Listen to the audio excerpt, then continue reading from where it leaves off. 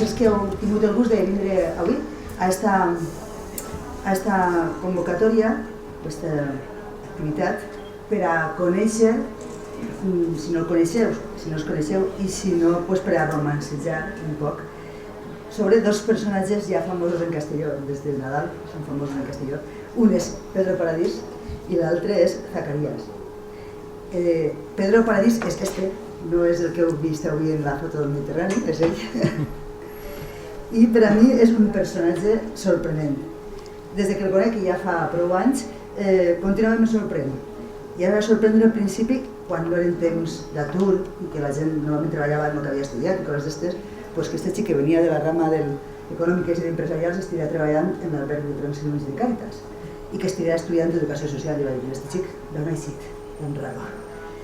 També me va sorprendre com tan professional de l'educació social i era un gran professional de pàgines web.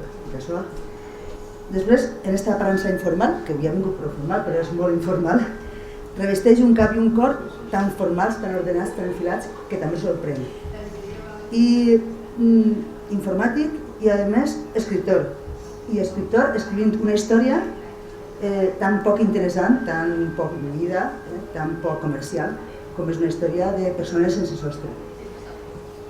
Me continua sorprenent i l'última ha sigut pensant, un poc repensant de nou el llibre de Zacarías, quan venia que este personatge és un escriptor i una persona amb dos mirades.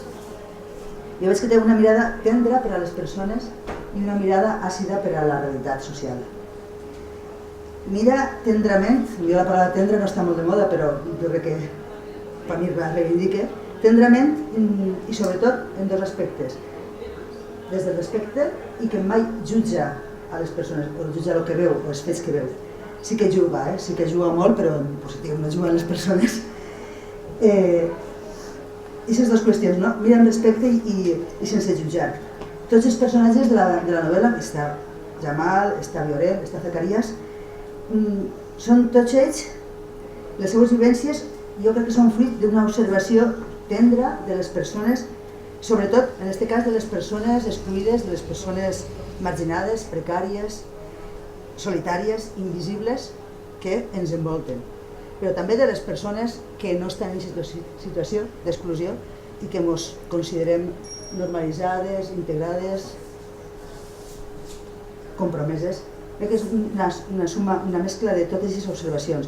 De fet, jo, en el treball que faig a Càritas, amb moltes persones precàries i en situació d'exclusió, moltíssimes vegades dic, mira, això que està fent aquesta persona ho està dient, és que és clavat a Viorel quan feia això, o que és clavat a Zacarías, o és clavat a el que dia l'altre amic quan feia tal cosa. Contínuament veig referències en els fets concrets, en les vivències concretes de les persones en les que jo treballo cada dia, en referències dels personatges en els que ha anat sumant aquesta observació i és algo, per mi, impressionant, aquesta capacitat de mirar en aquesta interioritat i en aquesta tendresa dels personatges. I l'altra mirada, aquesta mirada àcida de la realitat. I aquesta mirada, ja, això me dona peu a entrar a dir, són les dues coretes de l'altre personatge, el personatge principal que era Pedro, i l'altre personatge que és Zacarías. Zacarías, que són dos personatges, el llibre de Zacarías, que després parlarà més Pedro i ja està, i el protagonista de Zacarías.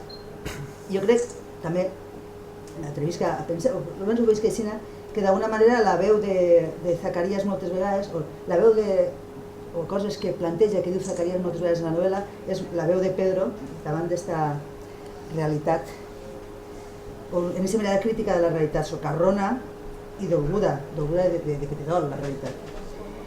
Però també, una cosa que m'ha cridat molt l'atenció de Zacarías és que més enllà del llibre també s'ha fet un activista, el mateix Zacarías és un activista contra la precarietat, contra l'exclusió, contra la marginació.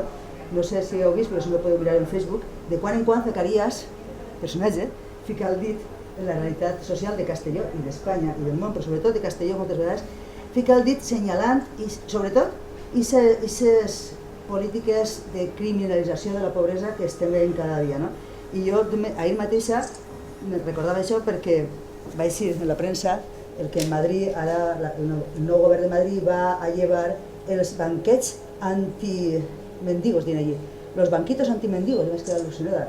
Resulta que en Madrid hi ha hagut una política de ficar banquets específicament pensats per a que la gent no pugui dormir en els banquets. Els mendigos, i serien així, bancos antimendigos. I ara hi ha una acció concreta del govern municipal per a llevar aquests banquets. Podeu imaginar banquets individuals o ficar barreres per a que cada banquet sigui separat en dos. Bueno, Ixa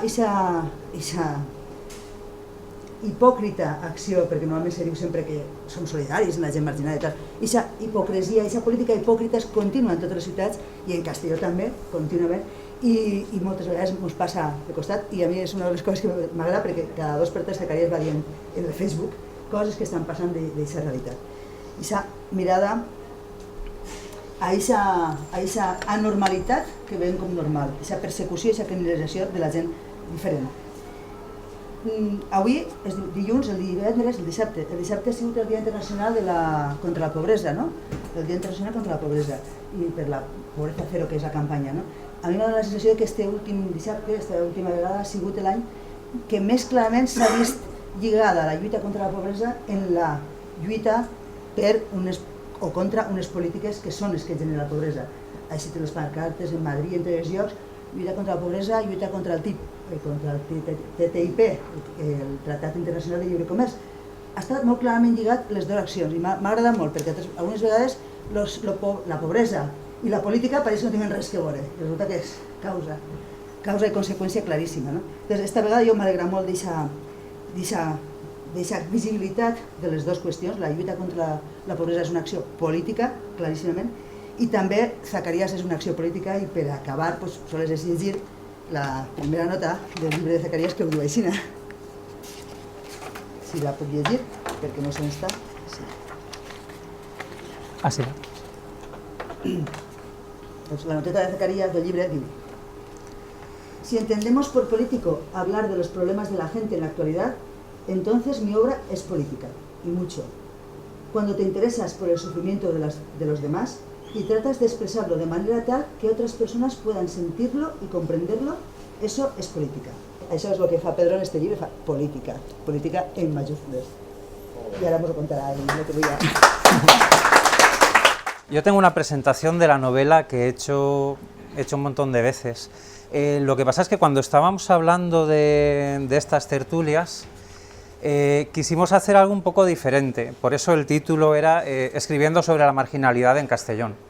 Entonces, yo tengo esta charla que me la sé de memoria, puedo hacer como Paco Umbral y venir a hablar de mi libro, pero nos gustaba la idea de ir un poquito más allá, porque es verdad que es una temática poco tocada, escribir sobre gente que está en la calle, que vive en la calle, y presenta dificultades y hay que tomar decisiones un poco arriesgadas por eso mismo, porque es algo poco tocado y es un terreno que no está muy explorado, ¿no?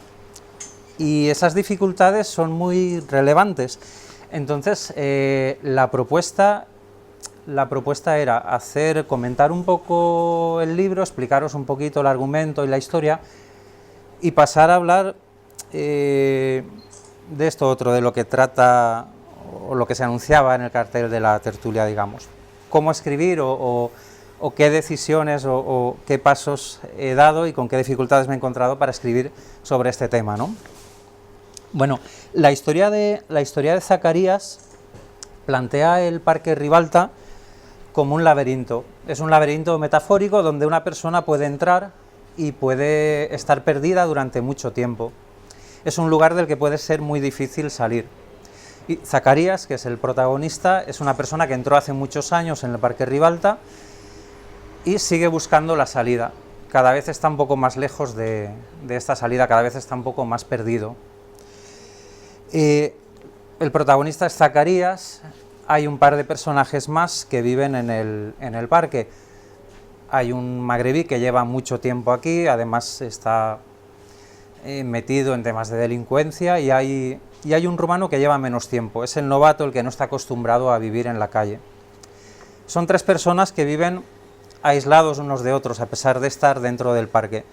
Viven aislados porque, bueno, Zacarías de hecho no...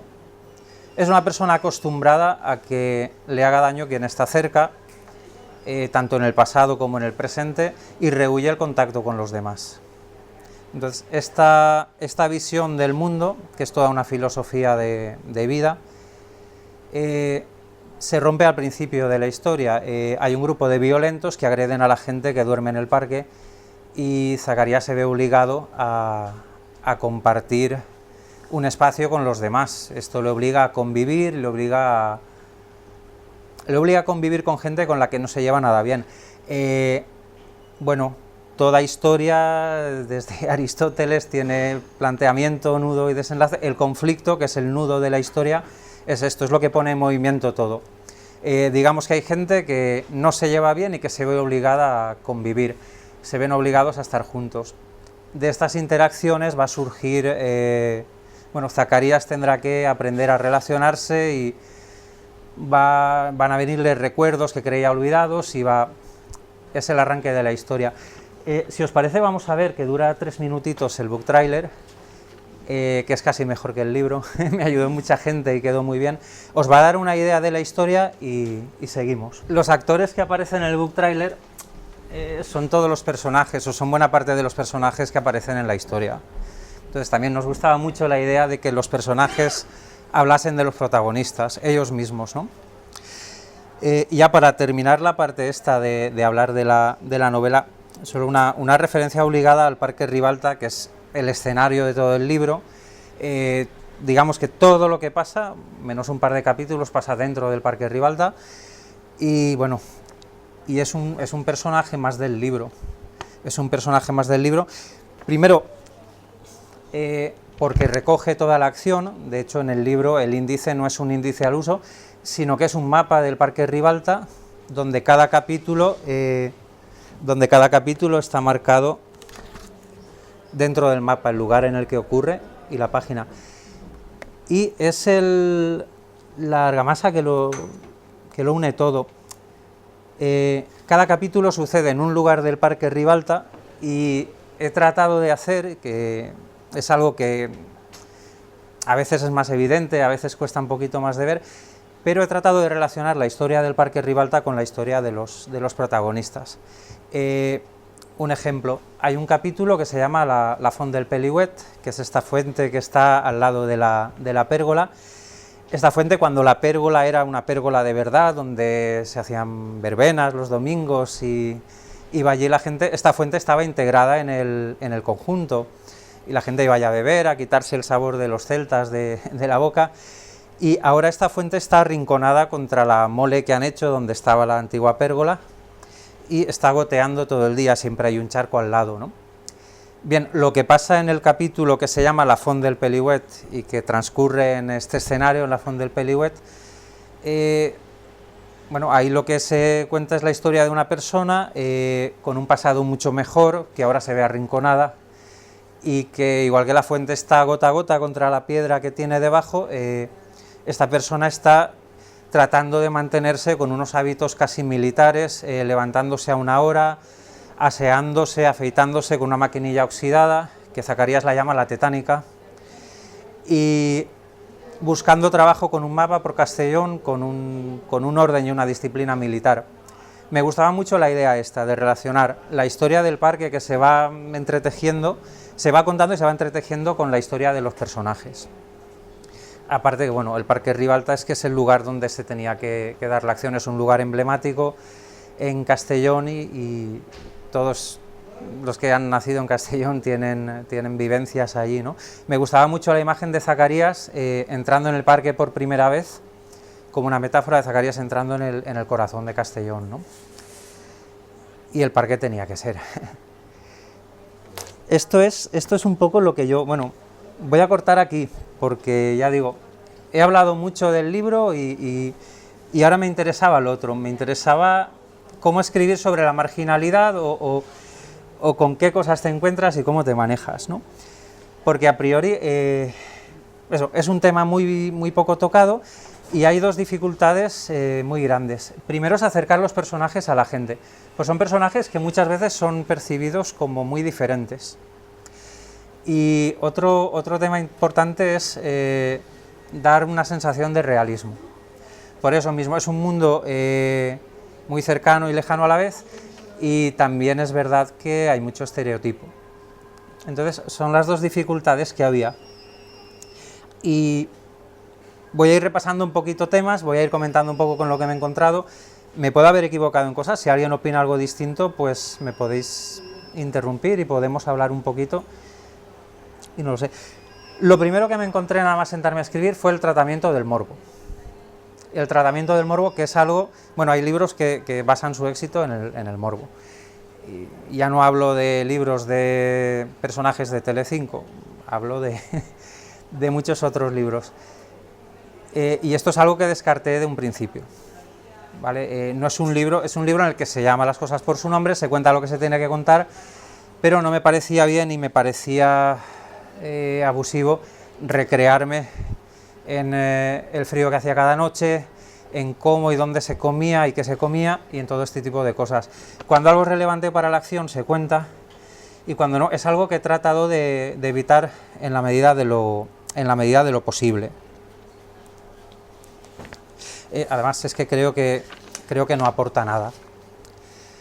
Otro tema fue la elección del momento en el que transcurría la historia. La historia de Zacarías transcurre antes de la crisis, y es algo muy buscado. En primer lugar, al final del libro pasa algo que sucedió en Castellón en estos años, en 2007-2008, del principio de la crisis, que me viene muy bien para el final. Y por otro lado, me interesaba no mezclar esto con la crisis, porque yo en el libro he querido hablar de gente que siempre ha estado en crisis. Y esto también es más difícil de explicar, porque hoy en día hay mucha gente pasándolo muy mal y es más fácil de entender. Pero en una época en la que la gente ataba a los perros con longanizas, que hubiera gente en la calle era difícil de entender para muchas personas. Y en este caso el reto ha sido ese, el reto ha sido no utilizar la crisis para contar esto. O sea, hay muchos motivos por los cuales una persona se puede quedar en esta situación. Otro tema ha sido la construcción de los personajes, ha sido cómo hablar del pasado, o si no hablar del pasado de los personajes. En los talleres de escritura se suelen usar hay unos procedimientos y unas fichas que usan muchos escritores, en los cuales es como un expediente de cada personaje. Entonces coge un escritor y dice nombre, datos personales, fecha de nacimiento, lugar donde nació, parentesco, una historia de vida, y se llegan a incluir incluso cosas como su canción favorita. Esto se utiliza, es una herramienta que utilizan muchos escritores para conocer bien a sus personajes. Obviamente esto no se puede volcar dentro del libro, hay que hacer una selección. Aunque es interesante y es verdad que una persona que escribe tiene que conocer muy bien a los personajes para que no haya ninguna incoherencia, ¿no? Y yo en principio opté por omitir el pasado de los personajes. Me gustaba la idea de presentarlos de que se justificaran por sí mismos, de presentarlos como una caja cerrada y que sus actos les describieran. Pero el problema con el que me encontré es lo que hablaba antes de la empatía. O sea, es muy difícil empatizar con personas que desconocen su historia. Entonces, bueno, los dos personajes, el rumano y el árabe, empecé a poner en su boca algunas frases, algunas cosas que hablaban de su pasado, y Zacarías, que es el personaje más cerrado, es el que se niega a hablar demasiado sobre sí mismo, lo fui introduciendo en forma de sueños. Y con sueños a ella no tenía más remedio que contarlo, no se podía callar. Esto también tenía sus riesgos, porque la historia de estas personas es una historia con aciertos y con errores. Es una historia con muchos errores y con mala suerte también. Y aquí volvemos a lo de la empatía, pero yo creo que está bien hilado, y la gente que lo ha leído sí que me dice que ha llegado a conectar muy bien con las historias y a ver a la gente que está en la calle de otra forma, ¿no? Son estos pensamientos de que algo habrán hecho para estar así, o que no son como nosotros, los que de alguna manera se explican con este pasado que yo al principio no quería contar, ¿no? Hay otro tema que es el tema este del bien absoluto o el bien puro y el mal absoluto. Hay muchas historias en las cuales el malo es muy malo y el bueno es muy bueno. Y la realidad no es así. Pocos personajes malvados hay que no tengan su justificación. Más que justificación, no vamos a hablar de justificación porque entramos en el terreno de juzgar, pero yo creo que se puede llegar a comprender a mucha gente. Y pocas personas hay que sean la pureza absoluta, ¿no? Y esto es algo que yo quería mostrar. A menudo hay un motivo para hacer el mal y hay un motivo no tan bueno para hacer el bien. Entonces, la clave son los motivos, y los motivos están en el punto de vista. Por eso hice una pequeña trampa en un momento dado. Si bien los primeros capítulos hablan de lugares del parque y lo entretejen con la historia, los 5 o 6 últimos capítulos no llevan el nombre de ningún lugar del parque. Los últimos 5 o 6 capítulos llevan el nombre de cada uno de los personajes. Esta señora que aparecía aquí pues tiene un capítulo con su nombre. Y en este capítulo se la puede llegar a entender un poco mejor. Es una trampa esto de cambiar el punto de vista, pero como el que escribo soy yo, pues hago lo que quiero. Y es lo que permite un poquito acabar de comprender a la gente, porque era la preocupación que yo tenía. Quien dice, esta señora dice, la gente que duerme en el parque y la gente que está allí, que durante la historia hace cosas que son más difíciles de comprender. Hay otro tema que es la tentación en sermonear al lector o en adoctrinar. Y esto es algo que me ha costado bastante. Los personajes son los que tienen que justificar la historia, siempre. Pero en muchos libros, o bien en el prólogo o bien en la voz del narrador, vemos la tentación y vemos que caen en dar su visión del mundo. El autor tiene una visión del mundo que quiere compartir y llega un momento en el que cree que los personajes y la historia no son suficientes para eso. Necesita decirlo y que se quede claro y convencer al lector. Y esto, aparte de que es hacer tonto al lector, es algo que te desmonta la historia. Es algo que yo creo que te saca de la historia, porque al lector no lo puedes engañar. El lector tiene su propia visión del mundo, la tuya le puede ayudar a ver algo que no había visto antes, y mucha gente que escribe lo hace por eso. Pero de ahí a adoctrinar o a querer convencer al lector directamente de algo, hay un abismo, ¿no? Y bueno, esto es un error típico de novelista y seguro que lo habéis visto en muchos sitios, ¿no? Yo además, cuando estaba con el tema del libro, por lo que decía Olimpia al principio, estuve leyendo bastante y leí mucho sobre el Parque Ribalta, me documenté mucho, me documenté también sobre ordenanzas municipales. Y en el Ayuntamiento de Castellón tiene algunas ordenanzas.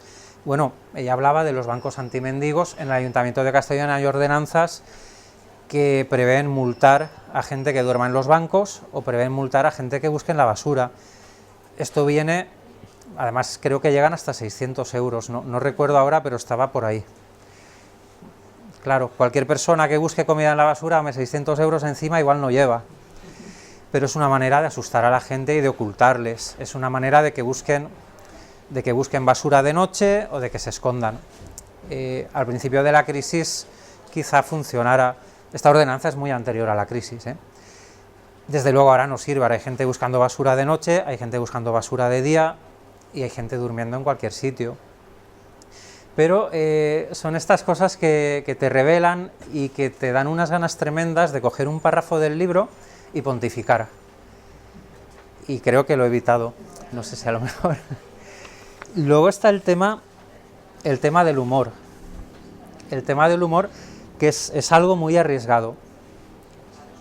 Es algo muy arriesgado, sobre todo hablando de este tipo de cosas, porque el lector se puede llevar la impresión de que te estás riendo de la gente o que estás burlándote de lo que les pasa.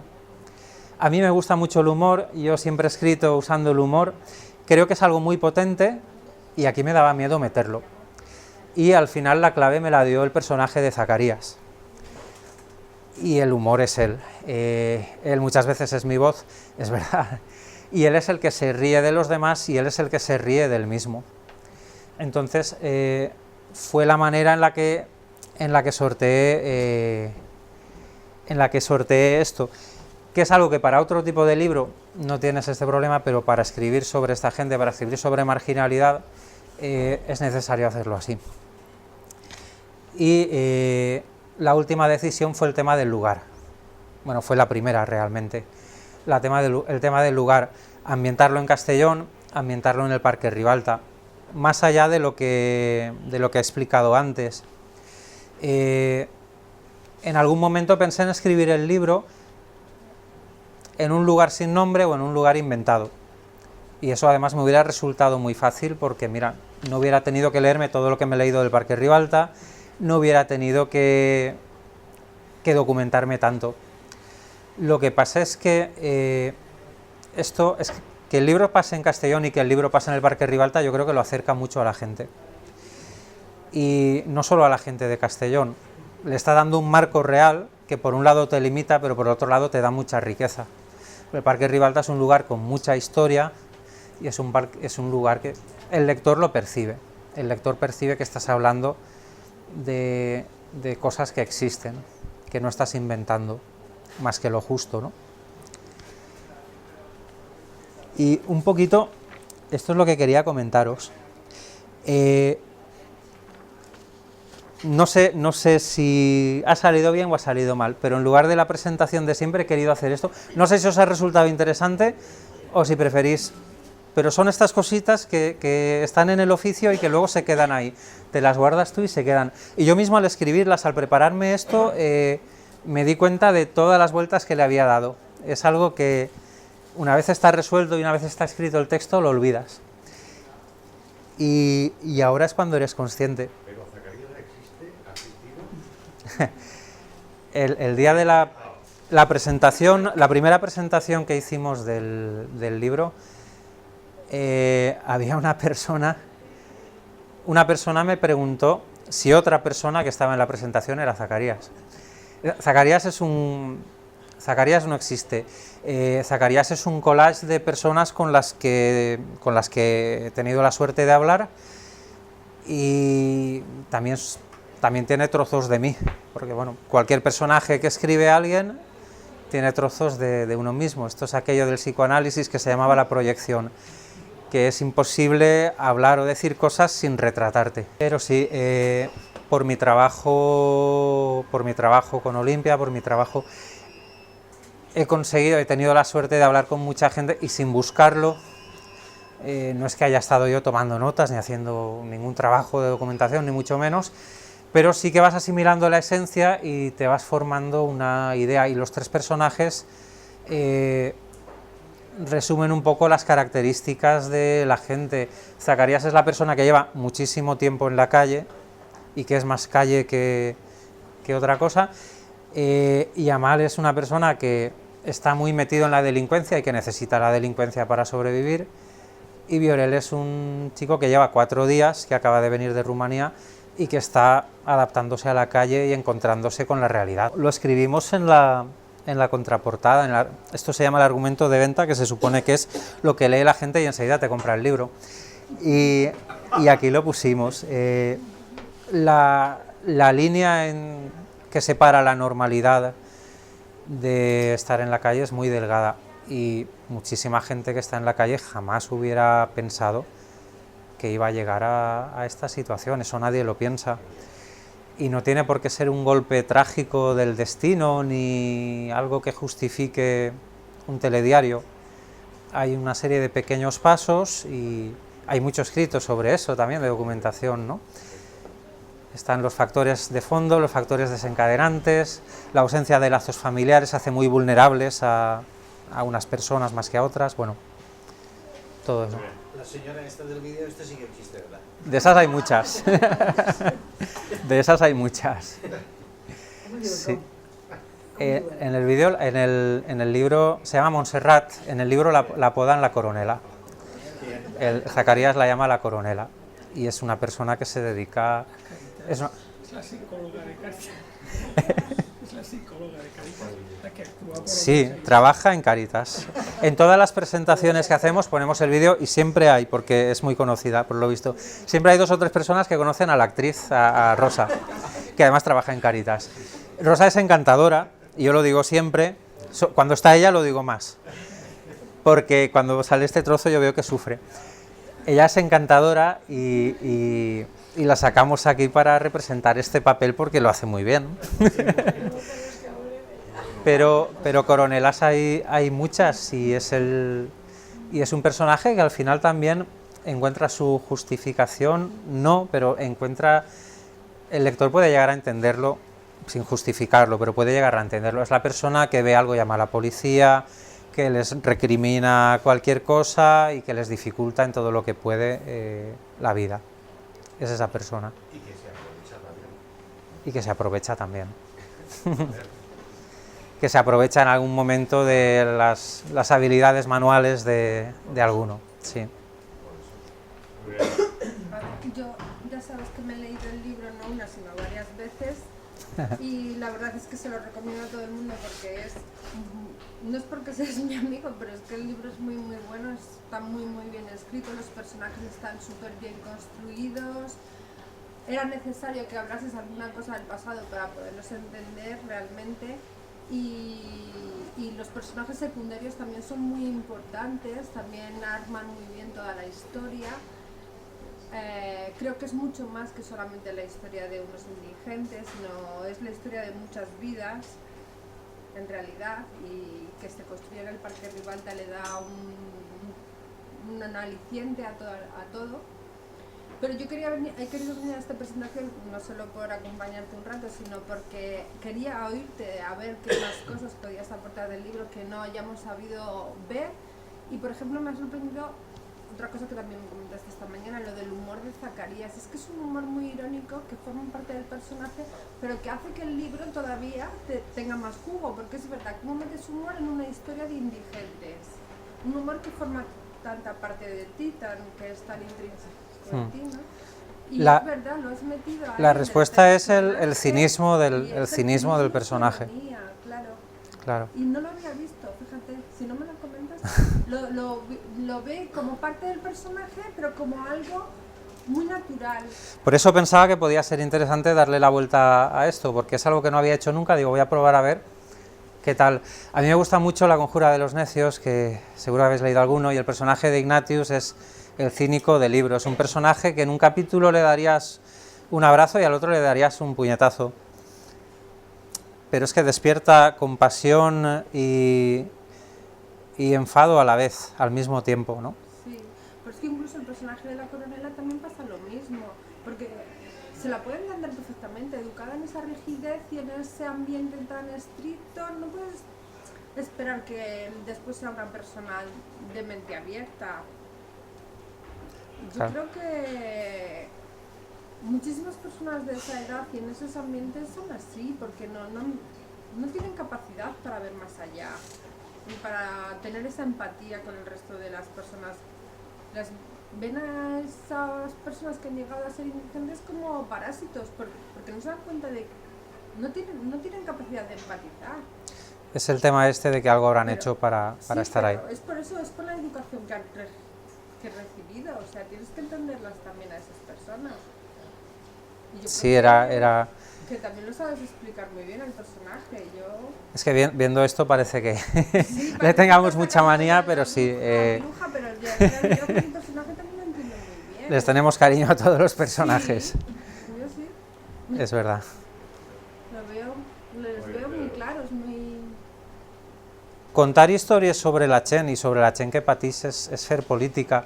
El llibre no és un anàlisi, no és un assaig estructurat, perquè n'hi ha molts llibres per a això, però sí que és una foto d'una situació i sí que, bueno, sense fer política i sense sermonear, que és el que dèiem abans, però bé, sí que veus la política institucional per on va, sí que veus estos problemes a qui afecten i a qui no afecten, i sí que te dona una foto.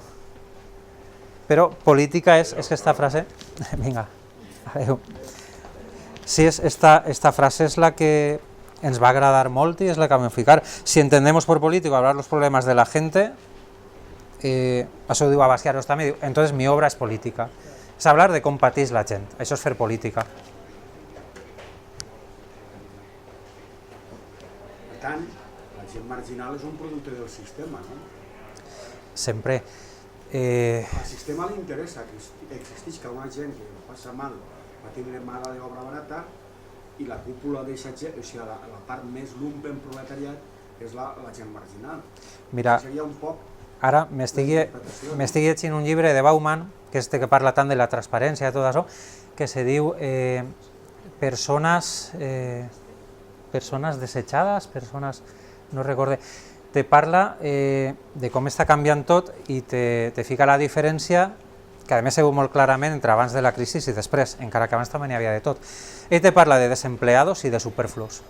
El desempleado és una situació temporal, és una persona que està treballant i en un moment donat deixa de treballar. Se suposa que és una situació temporal, en un altre moment tornarà a treballar. El que està passant ara és que n'hi ha gent que sobra. Ha passat sempre, ara s'està veient molt més. N'hi ha gent que té una perspectiva molt fosca de tornar a treballar. I Zacarías és de los superfluos, o sigui, n'hi ha gent que des de fa molt de temps, i quan se nugaven els gossos en llonganisses, que he dit abans, era una persona que ja era superflua. I això és un problema estructural.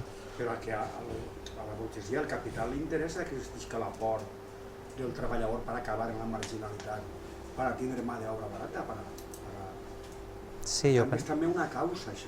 Jo penso que sí. Pense que beneficia, i s'aport beneficia a l'empresari, sí.